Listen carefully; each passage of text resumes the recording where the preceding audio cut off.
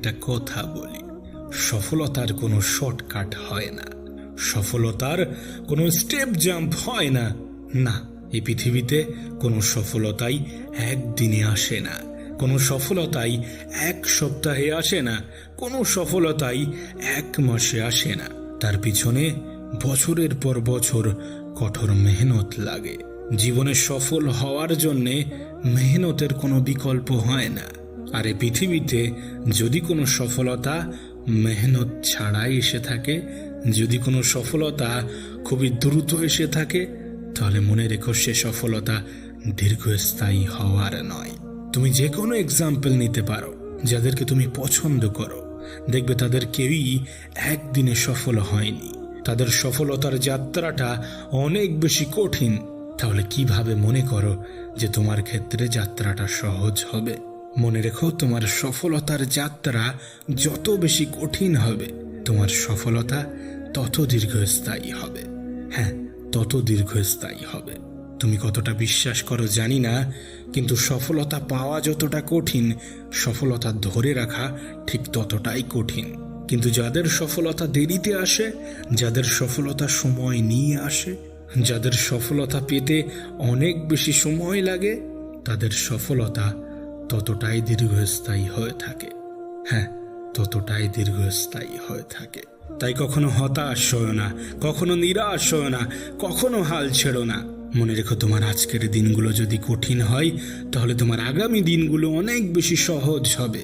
আর যদি তোমার আজকের দিনগুলো সহজ হয়, তাহলে আগামী দিনগুলো তোমাকে অনেক বেশি কষ্ট দেবে। হ্যাঁ, অনেক বেশি কষ্ট দেবে। তাই নিরাশ হও না, কখনো নিজের প্রতি বিশ্বাস হারিও না। হ্যাঁ, কখনোই নিজের প্রতি বিশ্বাস হারিও না। নিজের প্রতি বিশ্বাস রাখাটা অত্যন্ত গুরুত্বপূর্ণ, অনেক বেশি গুরুত্বপূর্ণ। আরে তুমি নিজেই যদি নিজের উপরে বিশ্বাস না রাখো, তাহলে এই পৃথিবীর পরিচালক তোমার উপরে কিভাবে বিশ্বাস রাখবে? তুমি কি জানো জীবনে সফল হওয়ার জন্য কি কি প্রয়োজন? 3টি জিনিসের প্রয়োজন। যদি 3টি জিনিস তোমার মধ্যে থাকে, যদি 3টি জিনিসকে আয়ত্ত করতে পারো, তাহলে এই পৃথিবীর কেউ তোমাকে সফল হওয়া থেকে দূরে রাখতে পারবে না, তোমার সফলতার পথে বাধা হতে পারবে না। নাম্বার 1, নিজের প্রতি বিশ্বাস। হ্যাঁ, সফল হওয়ার জন্যে নিজের প্রতি বিশ্বাস রাখাটা অত্যন্ত গুরুত্বপূর্ণ। নাম্বার 2, ধৈর্য।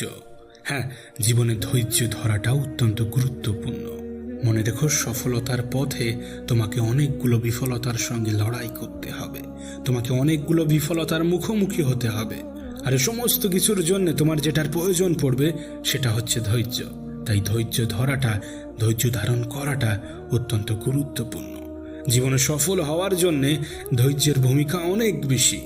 আর হ্যাঁ, জীবনে যদি রিজেকশন আসে, জীবনে যদি বিফলতা আসে, তাহলে হতাশ হও না।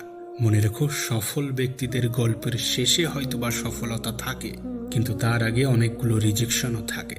আর তোমার জীবনে এটা হবে না, তেমনটা তো হতে পারে না। তুমি সফল হবে অথচ বিফলতার সম্মুখীন হবে না, কোনো রিজেকশনের সম্মুখীন হবে না, এমনটা তো হতে পারে না। প্রতিটা বিফলতা থেকে শিক্ষা নাও। এত হতাশ হওয়ার কিছু নেই, এত দুঃখ পাওয়ার কিছু নেই, এত ভেঙে পড়ার কিছু নেই।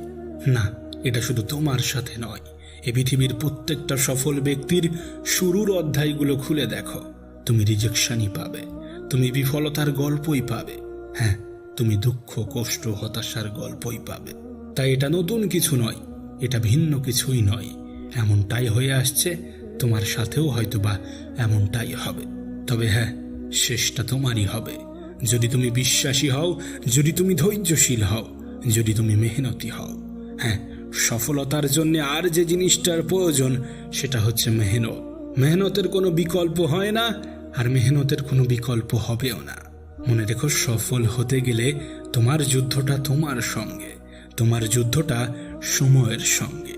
মেহনত তো তোমাকে করতেই হবে, তার কারণ সফলতা পেতে গেলে মেহনতের কোনো বিকল্প হয়নি, আর হবেও না। না, কখনোই হবে না। আমি একটা কথা প্রায়ই বলে থাকি, আজকের দিনটা হয়তোবা কঠিন, কালকের দিনটা হয়তোবা আরো বেশি কঠিন হবে, কিন্তু সেদিন দূরে নয় যেদিনটা তোমার হবে, সেদিন দূরে নয় যেদিনটা সুখের হবে, যেদিনটা সহজ হবে। মেহনত করো যদি জীবনে সফলতা পেতে চাও, যদি জীবনে বড় কিছু করতে চাও, যদি জীবনে বড় কোনো স্থানে নিজেকে দেখতে চাও, যদি জীবনে সফল ব্যক্তিদের তালিকাতে নিজের নামটা অন্তর্ভুক্ত করতে চাও, তাহলে মেহনত করো। মনে রেখো, মেহনতের কোনো বিকল্প হয় না। মেহনত করো। নিজের জীবনের সময়গুলোকে এইভাবে হেলাই হারিও না। নিজের জীবনের সময়গুলোকে এইভাবে অপচয় করো না। নিজের জীবনের গুরুত্বপূর্ণ সময়গুলোকে এইভাবে অন্যের পিছনে ব্যয় করো না। মনে রেখো, এই সময় তোমাকে টাকা এনে দেবে, এই সময় তোমাকে সম্মান এনে দেবে, এই সময়ই তোমাকে সুখ এনে দেবে, এই সময়ই তোমার নামকে এই পৃথিবীর মানুষের কাছে পৌঁছে দেবে।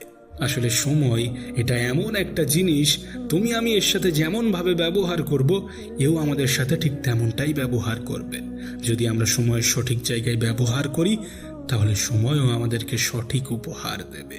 আর যদি সময়ের অপব্যবহার করি, যদি সময়ের গুরুত্ব না দিই, সময়টাকে এইভাবে অপচয় করি, তাহলে সময় একদিন আমাদেরকে বুঝিয়ে দেবে যে সে কতটা গুরুত্বপূর্ণ ছিল।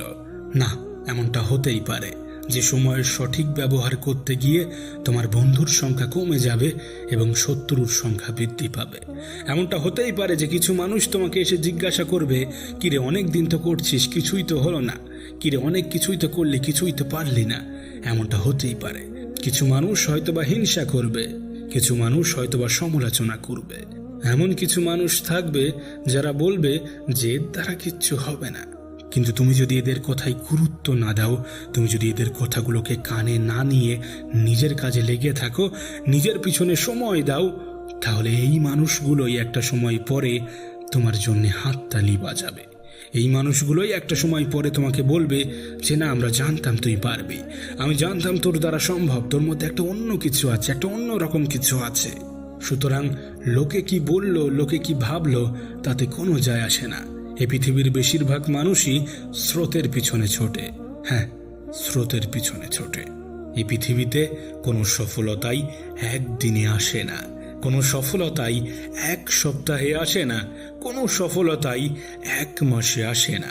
তার পিছনে বছরের পর বছর কঠোর মেহনত লাগে।